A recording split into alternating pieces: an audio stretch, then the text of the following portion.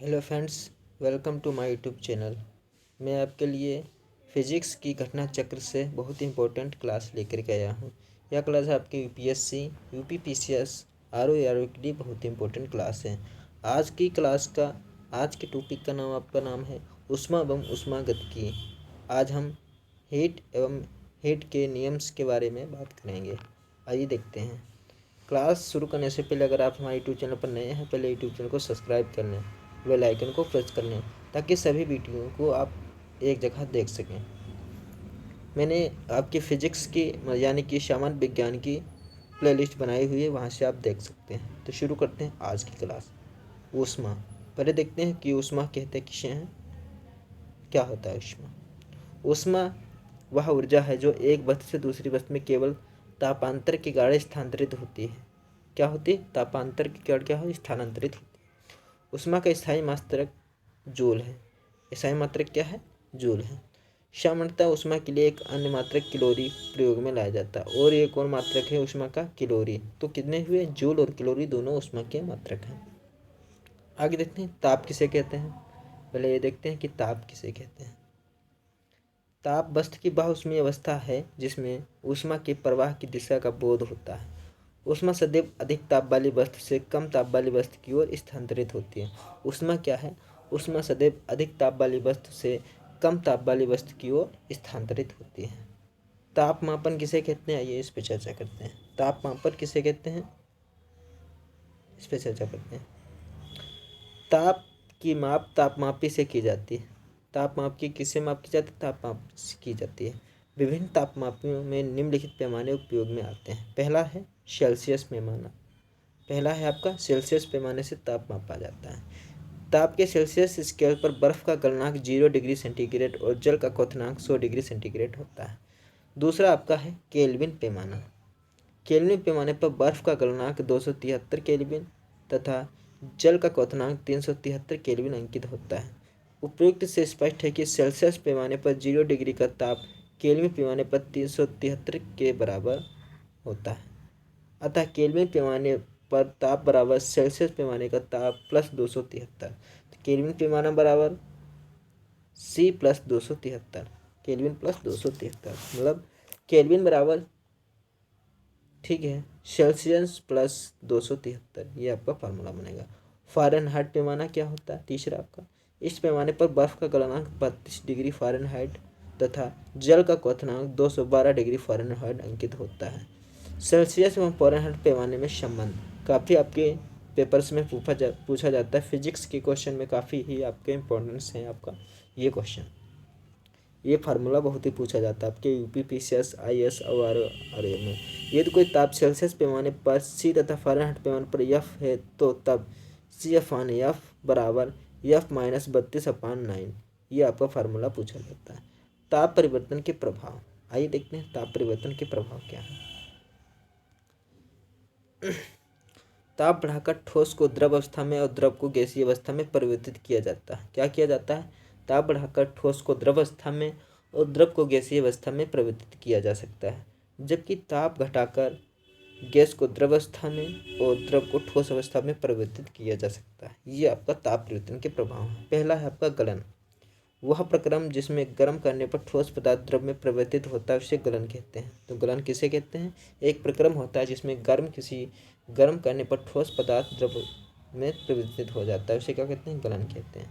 आगे देखते हैं, वह ताप जिस पर ठोस पदार्थ गलता है वायुमंडलीय दाब पर द्रव में परिवर्तित होता है, पदार्थ का गलनांक कहलाता है। जैसे 0 डिग्री सेंटीग्रेड या सेल्सियस ताप पर बर्फ पिघलकर जल जाता है, इसलिए बर्फ का गलनांक 0 डिग्री सेल्सियस होता है। भिन्न भिन्न ठोसों के भिन्न भिन्न गलनांक होते हैं। जैसे बर्फ का गलनांक 0 डिग्री सेंटीग्रेड, मोम का गलनांक 63 डिग्री सेंटीग्रेड और जबकि इस लोहे का गलनांक 1535 डिग्री सेल्सियस है। किसी ठोस का गलनांक उसके कणों के परमाणु अथवा अणुओं के बीच आकर्षण बल की माप है। ठोस पदार्थ का गलनांक जितना अधिक होगा उसके कणों के बीच आकर्षण बल उतना ही अधिक होगा। आगे देखते हैं क्वथन के बारे में। बहुत इंपॉर्टेंट है टॉपिक आज का क्वथन। वह प्रक्रम जिसमें गर्म करने पर द्रव पदार्थ तीव्रता से गैस में परिवर्तित होता है क्वथन कहलाता है। तो क्वथन किसे कहते हैं? बॉइलिंग पानी। वह प्रक्रम जिसमें गर्म करने पर द्रव पदार्थ तीव्रता से गैस में परिवर्तित होता है क्वथन कहलाता है। वह ताप जिस पर द्रव उबलता है और वायुमंडलीय दाब पर तीव्रता से गैस में परिवर्तित होता है उसे क्वथनांक कहते हैं। आगे देखते हैं, भिन्न भिन्न द्रवों के भिन्न भिन्न क्वथनांक होते हैं। क्या होते हैं? भिन्न भिन्न द्रवों के क्या होते हैं? भिन्न भिन्न क्वथनांक होते हैं। जैसे एल्कोहल का क्वथनांक 78 डिग्री सेल्सियस, जल का क्वथनांक 100 डिग्री सेल्सियस, जबकि पारे का क्वथनांक 357 डिग्री सेल्सियस है। संघनन या द्रवण बहुत ही पूछा जाता है आपके पेपर्स में। शीतलन द्वारा गैस या वाष्प को द्रव में परिवर्तित करने का प्रक्रम संघनन या द्रवण कहलाता है। संघनन क्वथन अथवा वाष्पन का विपरीत प्रक्रम है। क्या है? संघनन, क्वथन तथा वाष्पन का विपरीत प्रक्रम है दोनों। आगे देखते हैं हिमीकरण की। हिमीकरण किसे कहते हैं? जमना जिसे कहते हैं। शीतलन द्वारा द्रव को ठोस में परिवर्तित करने का प्रक्रम हिमीकरण कहलाता है। क्या है? शीतलन द्वारा द्रव को ठोस में परिवर्तित करने का जो प्रक्रम होता है हिमीकरण कहलाता है। जैसे जल से क्या बनाना? बर्फ बनाना, ये हिमीकरण में आता है। हिमीकरण गलन का विपरीत प्रक्रम है, इसलिए द्रव का हिमांक वही होता है जो उसके ठोस रूप का गलनांक होता है। जैसे बर्फ का गलनांक 0 डिग्री सेल्सियस, इसलिए जल का हिमांक भी कितना होगा? 0 डिग्री सेल्सियस है। आगे देखते हैं गुप्त ऊष्मा। बहुत ही इंपॉर्टेंट टॉपिक है, टॉपिक को शेयर जरूर कीजिएगा और चैनल को सब्सक्राइब जरूर कीजिएगा। गुप्त ऊष्मा किसे कहते हैं ये देखते हैं। सामान्यतः जब किसी पदार्थ को ऊष्मा दी जाती है तो उसके ताप में वृद्धि होती है। क्या होती है? इसके ताप में क्या होती है? वृद्धि होती है। हालांकि पदार्थ की भौतिक अवस्था में परिवर्तन के लिए जब ऊष्मा दी जाती है तो पदार्थ के ताप में वृद्धि नहीं होती। क्या होता है? हालांकि पदार्थ की भौतिक अवस्था में परिवर्तित करने के लिए जब ऊष्मा दी जाती है तो पदार्थ के ताप में वृद्धि नहीं होती है। अतः पदार्थ की अवस्था परिवर्तन के लिए उसे दी गई ऊष्मा ऊर्जा उसकी गुप्त ऊष्मा कहलाती है। क्या कहलाती है? गुप्त ऊष्मा। पदार्थ की अवस्था में परिवर्तित करने के लिए जो उसे दी गई ऊष्मा होती है, ऊष्मा ऊर्जा होती है, उसे क्या कहते हैं? उसे गुप्त ऊष्मा कहते हैं। गुप्त ऊष्मा दो प्रकार की होती हैं, संगलन की गुप्त ऊष्मा, दूसरा होती है वाष्पन की गुप्त ऊष्मा। तो गुप्त ऊष्मा कितने प्रकार की है? दो प्रकार की, संगलन की गुप्त ऊष्मा और दूसरा वाष्पन की गुप्त ऊष्मा। आगे देखते हैं, ठोस को द्रव अवस्था में परिवर्तित करने के लिए आवश्यक ऊष्मा संगलन अथवा गलन की गुप्त ऊष्मा कहलाती है। बर्फ के संगलन की गुप्त ऊष्मा 3.34 × 10⁵ जूल प्रति किलोग्राम होती है। आगे देखते हैं, द्रव को वाष्प में परिवर्तित करने के लिए आवश्यक ऊष्मा वाष्पन की गुप्त ऊष्मा कहलाती है। जल के वाष्पन की गुप्त ऊष्मा 22.5 × 10⁵ जूल प्रति किलोग्राम है। आगे देखते हैं, पदार्थ के शीतलन के लिए। पदार्थ के शीतलन के लिए 0 डिग्री सेल्सियस पर जल की अपेक्षा 0 डिग्री सेल्सियस पर बर्फ अधिक प्रभावी होता है। क्या होता है? पदार्थ के शीतलन के लिए 0 डिग्री सेल्सियस पर जल की अपेक्षा 0 डिग्री सेल्सियस पर बर्फ अधिक प्रभावी होता है। इसका कारण यह है कि गलन के लिए बर्फ का प्रत्येक किलोग्राम पदार्थ में 3.34 × 10⁵ जूल गुप्त ऊष्मा लेता है और इस कारण पदार्थ को अधिक प्रभावी ढंग से ठंडा करता है। आगे देखते हैं, जब जल भाप में परिवर्तित होता है तो वह गुप्त ऊष्मा अवशोषित करता है। क्या होता है? जब जल भाप में क्या होता है? परिवर्तित होता है, यानी कि वाष्प में परिवर्तित होता है तो वह गुप्त ऊष्मा अब्जॉर्ब कर लेता है। प्रयोगों द्वारा यह देखा गया कि उबलते हुए जल की अपेक्षा भाप द्वारा जलना अत्यधिक असहनीय होता है।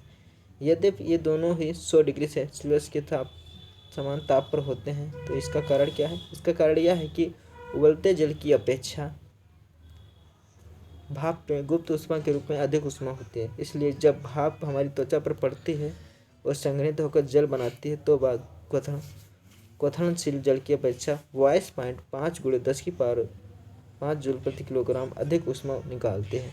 उबलते हुए जल की अपेक्षा अधिक ऊष्मा उत्सर्जित करने के कारण भाप अधिक असहनीय जलन उत्पन्न होती है। आगे देखते हैं ऊर्ध्वपातन। ऊर्ध्वपातन क्या होता है? बहुत ही इंपॉर्टेंट टॉपिक है आपका ऊर्ध्वपातन भी। आइए देखते हैं ऊर्ध्वपातन के बारे में। गर्म करने पर ठोस पदार्थों का सीधे वाष्प में और ठंडा करने पर वाष्प का सीधे ठोस में परिवर्तन ऊर्ध्वपातन कहलाता है। ऊर्ध्वपातन किसे कहते हैं? गर्म करने पर ठोस पदार्थों का सीधे वाष्प में और ठंडा करने पर वाष्प का सीधे ठोस में परिवर्तन ही क्या कहलाता है? ऊर्ध्वपातन कहलाता है। ऊर्ध्वपातन करने वाला पदार्थ जैसे अमोनियम क्लोराइड हो गया, आयोडीन हो गया, कपूर हो गया और नेफ्थलीन, ये क्या है? सब ऊर्ध्वपातन वाले एग्जाम्पल्स आपके पदार्थ हैं। आगे देखते हैं इवोपरेशन। इवोपरेशन आपका बहुत ही पूछा जाता है पेपर्स में। अपने क्वथनांक के नीचे ही किसी द्रव के वाष्प में परिवर्तित होने का प्रक्रम वाष्पन कहलाता है। वाष्पन किसे कहते हैं? जिसे इवोपरेशन कहते हैं इंग्लिश में। किसे कहते हैं? अपने क्वथनांक के नीचे ही किसी द्रव के वाष्प में परिवर्तित होने का जो प्रक्रम होता है उसे ही वाष्पन कहलाता है। किसी द्रव का, आगे देखते हैं, किसी द्रव का वाष्पन के कमरे ताप पर भी हो सकता है। क्या होता है? किसी चीज़ का वाष्पन जो है कमरे के ताप पर भी हो सकता है। गीले कपड़े उनमें उपस्थित जल के वाष्पन के कारण ही सूख जाते हैं। पोखरों का जल भी वाष्पन के कारण सूख जाता है। ये सब क्या है? आपके वाष्पन, इवोपरेशन के एग्जाम्पल्स हैं। द्रव का ताप बढ़ाने पर वाष्प की दर में वृद्धि होती है। किसी द्रव के वाष्पन की दर उसके क्वथनांक पर डिपेंड करती है, अधिकतम होती है। वायु की आर्द्रता जब निम्न होती है तो वाष्पन की दर उच्च होती है। क्या होती है? वायु की आर्द्रता जब क्या होती है? निम्न होती है तो वाष्पन की दर उच्च होती है। और जल अत्यंत शीघ्र वाष्पित होता है, जबकि वायु की आर्द्रता उच्च होने पर वाष्पन की दर धीमी होती है। आगे देखते हैं वाष्पन के कारण शीतलन। वाष्पन के कारण शीतलन, ये भी बहुत ही इंपॉर्टेंट आपकी लाइन्स हैं यहाँ पे। काफ़ी आपके यूपीएससी, यूपीपीसीएस और आरओ में क्वेश्चन यहाँ से आते हैं। वाष्पन के कारण शीतलन। किसी पात्र में भरा जल द्रव जब वाष्पित होता है तो वह उस पात्र के वाष्पन की गुप्त ऊष्मा प्राप्त करता है। ऊष्मा खोने के कारण वह पात्र ठंडा हो जाता है। आगे देखते हैं वाष्पन के कारण शीतलन का एक अच्छा उदाहरण है मिट्टी के बर्तनों में जल का ठंडा होना। मिट्टी के घड़ों की दीवारों में बड़ी संख्या में अत्यंत सूक्ष्म छिद्र होते हैं। कुछ जल लगातार इन छिद्रों से घड़ों को बाहर सिरककर वाष्पित होता रहता है। वाष्पन के लिए आवश्यक गुप्त ऊष्मा मिट्टी के बर्तन तथा शेष जल से प्राप्त होती है। इस प्रकार घड़ों में शेष जल ऊष्मा को सोख देता है और ठंडा हो जाता है। इसलिए घड़ों में देखो आप, गर्मियों में पानी ठंडा रहता है, तो घड़े जो ठंडे होते तो पानी ठंडा हमेशा रहता है। ग्रीष्म ऋतु में हमारे शरीर में काफ़ी मात्रा में पसीना निकलता है। मतलब गर्मियों के दिनों में क्या होता है, हमारे शरीर से क्या होता है, पसीना बहुत निकलता है। इसका कारण भी क्या होता है? इवोपरेशन होता है, वाष्पन के कारण होता है। सूती कपड़े जल के उत्तम अवशोषक होते हैं। जो धूप वूप में क्या होता है, सूती कपड़े लोग पहनते हैं और हमारे शरीर से निकलते हुए पसीने का अब्जॉर्ब कर लेते हैं। इस पसीने के वाष्पन हमारे शरीर को शीतलता प्रदान करता है। पॉलीस्टर इत्यादि से बने वस्त्र पसीने को अधिक अवशोषित करते हैं। जो पॉलीस्टर से बने क्या होते हैं, कपड़े होते हैं, वो वाष्प को अधिक अब्जॉर्ब करते हैं, क्या अवशोषित नहीं करते हैं। इससे भी ग्रीष्म ऋतु में हमारे शरीर को ठंडा रखने में असमर्थ होते हैं। अतः ग्रीष्म ऋतु में सूती वस्त्रों का वरीयता दी जाती है। इसलिए क्या होता है, ज़्यादातर बड़े बड़े जो लोग होते हैं, काफ़ी जैसे अंग्रेज लोग होते हैं, वो सूती वस्त्र का यूज करते हैं, क्योंकि उनको जो होता है वाष्प को क्या होता है, गर्मी को अब्जॉर्ब कर लेते हैं। आगे देखते हैं पंखा हमारी त्वचा से निकलने वाले पसीने को वाष्प दर को बढ़ाता है, जिससे हमारे शीतलता की अनुभूति होती है। ये पंखा भी उसका एग्जाम्पल्स है।